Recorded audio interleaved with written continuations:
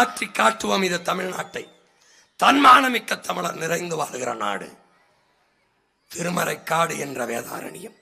என் தலைவன் போராடிய போராட்டத்திற்கு வாசலை திறந்து அரிசி, பருப்பு, மண்ணெண்ணெய், ஆயுதம், கருவி எல்லாவற்றையும் கொடுத்து இந்த திருமறைக்காடிலே என் தம்பியை களத்திலே நிறுத்தியிருக்கிறேன்.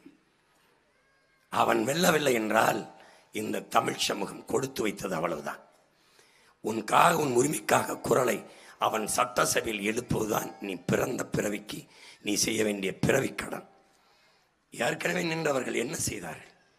நின்றார்கள், அவர்கள் வென்றார்கள், நீங்கள் தோற்றீர்கள். என்ன சாதித்தீர்கள்?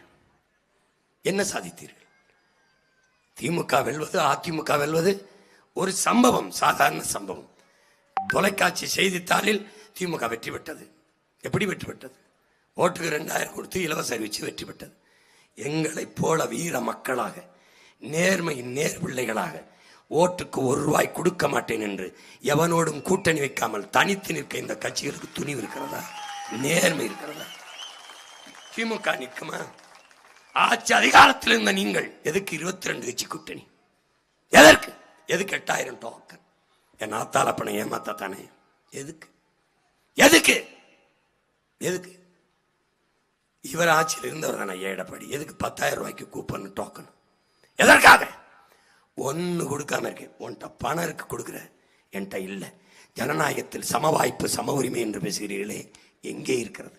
எளிய பிள்ளைகள், உங்கள் பிள்ளைகள், பாமர தாய் தந்தையின் பிள்ளைகள். நான் என்ன முதலமைச்சர் மகனா?